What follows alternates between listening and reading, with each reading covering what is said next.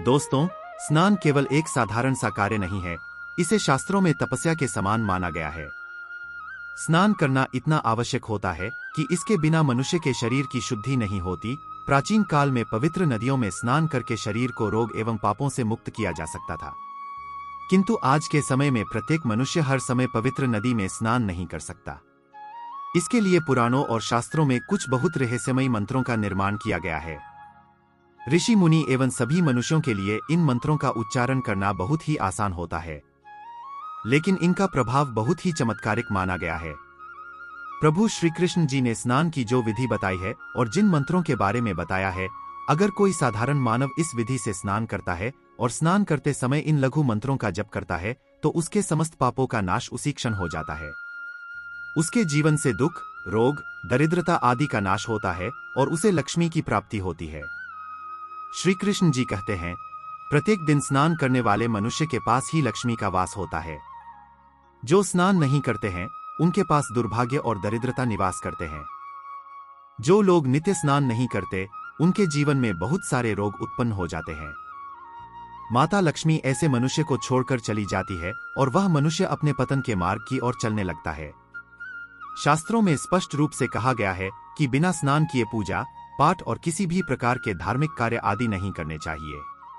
जो मनुष्य बिना स्नान किए ही धार्मिक कार्य करता है, उसे महापाप लगता है।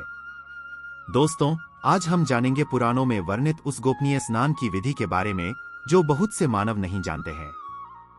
यह अत्यंत गोपनीय विधि है और इसका पालन प्रत्येक मनुष्य को स्नान करते हुए करना चाहिए। भगवान श्री कृष्ण ने इस अत्यंत महत्वपूर्ण विधि के बारे में विस्तार से बताया है। इसमें स्नान करने का सही समय, स्नान करने की दिशा, अर्थात स्नान करते समय मुख किस दिशा में होना चाहिए, स्नान के कितने प्रकार हैं, स्नान करते समय कौन से मंत्रों का उच्चारण करना चाहिए आदि प्रकार की अत्यंत गोपनीय बातों के बारे में आज हम आपको विस्तार से बताने जा रहे हैं। स्नान करने की यह विधि अत्यंत सरल है, इसमें अधिक कठिनाई नहीं है। कोई भी साधारण मनुष्य इस विधि से स्नान कर सकता है और उत्तम फलों की प्राप्ति कर सकता है। भगवान श्री कृष्णा कहते हैं, जो भी मनुष्य इस विधि से स्नान करते हैं, वह सभी पापों से मुक्त हो जाता है। उसके जीवन में लक्ष्मी का आगमन होता है और उसे सुख समृद्धि तथा ऐश्वर्य की प्राप्ति निश्चित ही होती है।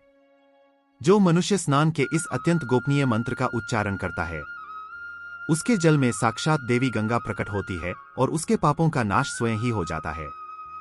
तो दोस्तों, आइए जान लेते हैं स्नान करने की उस महत्वपूर्ण विधि के बारे में।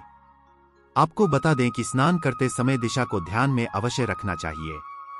शास्त्रों के अनुसार मनुष्य को स्नान करते समय अपना मुख पूर्व तथा उत्तर दिशा की ओर करना चाहिए। स्नान करते समय अपनी पीठ दक्षिण दिशा में करनी चाहिए। उत्तर दिशा में पवित्र नदियों का उगम है। गंगा, यमुना, सरस्वती आदि नदियों का उगम स्थान उत्तर दिशा में है। इसीलिए स्नान करते समय अपना मुख उत्तर दिशा में करना ही सर्वश्रेष्ठ माना गया है। इस दिशा में मुख करके स्नान करने से तन और मन दोनों ही पूर्ण रूप से शुद्ध होते हैं।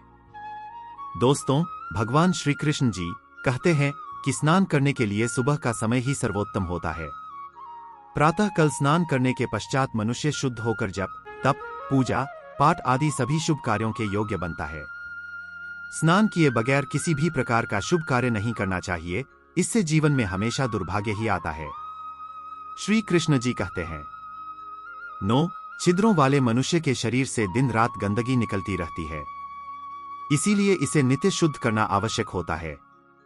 श्री कृष्णा कहते हैं, यदि संभव हो तो शुद्ध तीर्थ में स्नान करना चाहिए, क्योंकि यह मलपूर्ण शरीर शुद्ध तीर्थ में स्नान करने से अत्यधिक शुद्ध हो जाता है। यदि ऐसा संभव न हो तो शुद्ध जल से ही स्नान करना चाहिए। जो मनुष्य नित्य प्रातः काल में स्नान करता है, उसके पास दुष्ट शक्तियां नहीं आती है, उस पर कभी बुरी नजर का और नकारात्मक शक्तियों का प्रभाव नहीं पड़ता है। साथ ही उसके पापों का नाश होकर उसे पुण्य की प्रताप होती है। रोज स्नान करने से मनुष्य को सौंदर्य, तेज, बल, पवित्रता, लंबी आयु, आरोग्य, निर्लोकता, बुरे सपनों का नाश और मेधा यह 10 गुण प्राप्त होते हैं और मनुष्य संसार में लोकप्रियता और कीर्ति प्राप्त करता है। श्री कृष्ण कहते हैं कि संसार के सभी पवित्र कार्य स्नान मूलक है, अर्थात कोई भी पवित्र कार्य बिना स्नान किया कभी संपन्न नहीं होता है। स्नान न करने वाले मनुष्य के पास लक्ष्मी कभी नहीं आती है। उसका बाल भी नष्ट हो जाता है और वह कई प्रकार के रोगों से ग्रसित हो जाता है।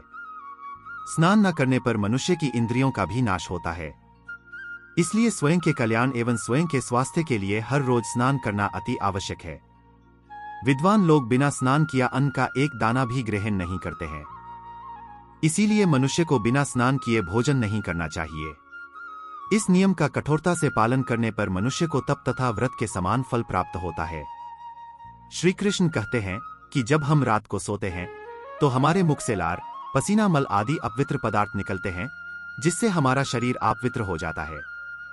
जब हम सुबह स्नान करते हैं तो हमारे शरीर की ये गंदगी दूर होती है और हमारा शरीर पवित्र हो जाता है। इसी के साथ ही स्त्री और पुरुष रात्रि में रतिक्रिया यानी संभोग करते हैं, जिससे उनका शरीर अपवित्र हो जाता है। इसीलिए शरीर को शुद्ध करने के लिए स्नान की नित आवश्यकता होती है। स्नान करते समय ईश्वर का ध्यान करना चाहिए। इससे तन की गंदगी के साथ हमारे मन की गंदगी भी साफ हो जाती है। अगर आप जीवन में यश, मान सम्मान, कीर्ति, धन, संपत्ति आदि को प्रताप करना चाहते हैं तो सुबह स्नान करने के बाद सूर्य देवता को अर्घ्य जरूर देना चाहिए। सूर्य देवता को रोज अर्घ्य देना यज्ञ के समाज फल प्रदान करता है। अगर आप नित्य सूर्य को अर्घ्य नहीं दे पाते हैं तो रविवार के दिन सूर्य को अर्घ्य अवश्य देना चाहिए। सूर्य को अर्घ्य देने के लिए तांबे के बर्तन का प्रयोग करें और उसमें अक्षत तथा फूल डालें। इससे सूर्य देव की कृपा सदैव ही आपके साथ रहती है। लेकिन दोस्तों, स्नान करने का भी एक सही समय होता है। कई लोग अपनी सुविधा के अनुसार स्नान कर लेते हैं, जो कि उचित नहीं है। अशोक समय पर स्नान कर लेने से हमें फायदे कम और नुकसान ज्यादा उठाने पड़ते हैं। गरुड़ पुराण में भगवान श्री कृष्ण जी ने स्नान करने के सही समय के बारे में बताया है। जो मनुष्य नित्य इस समय पर स्नान करता है उसकी आयु लंबी होती है और उसके दुखों का नाश होता है।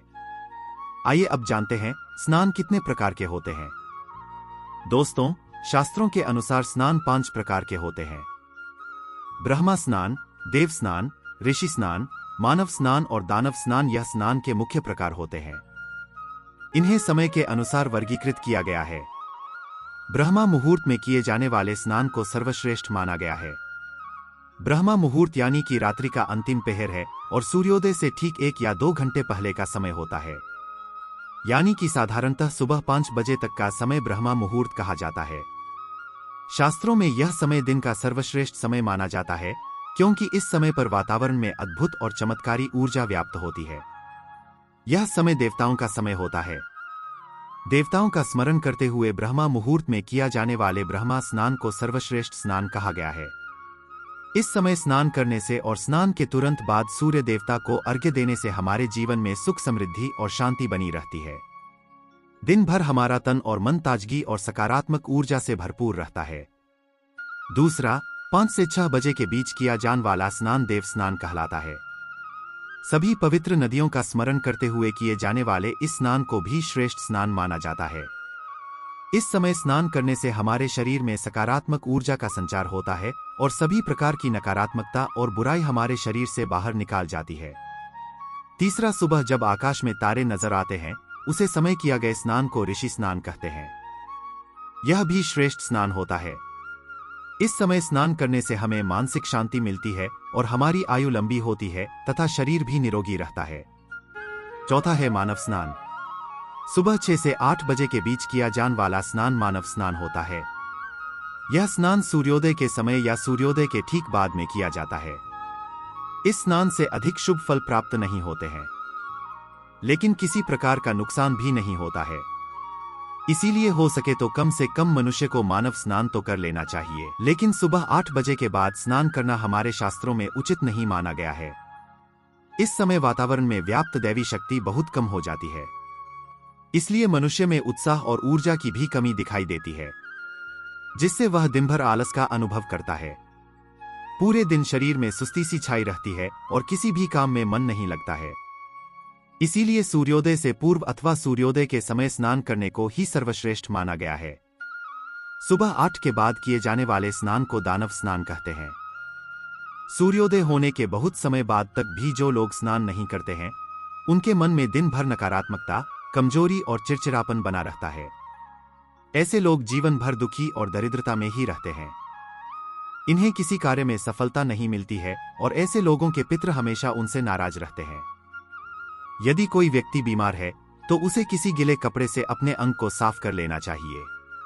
इसे भी एक प्रकार का स्नान ही कहा गया है। यदि स्नान करना संभव ही नहीं तो मंत्र स्नान तो अवश्य कर लेना चाहिए। मन में पवित्र नदियों का स्मरण करके ईश्वर का ध्यान करते हुए मंत्र स्नान करें।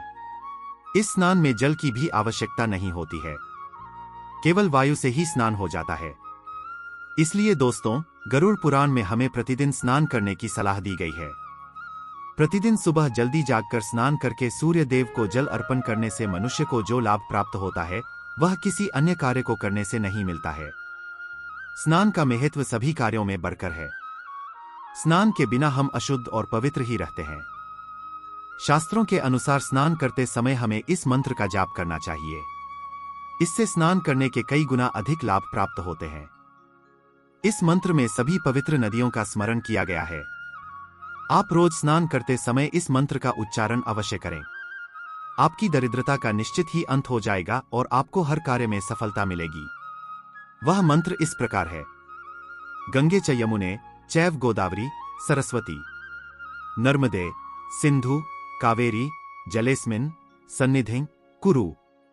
इस मंत्र का अर्थ होता है, हे गंगा, यमुना, गोदावरी, सरस्वती, नर्मदा, सिंधु और कावेरी, हे पवित्र नदियों, आप सभी मेरे स्नान करने के जल में पधारे और मुझमें पर अपना आशीर्वाद बनाए रखें।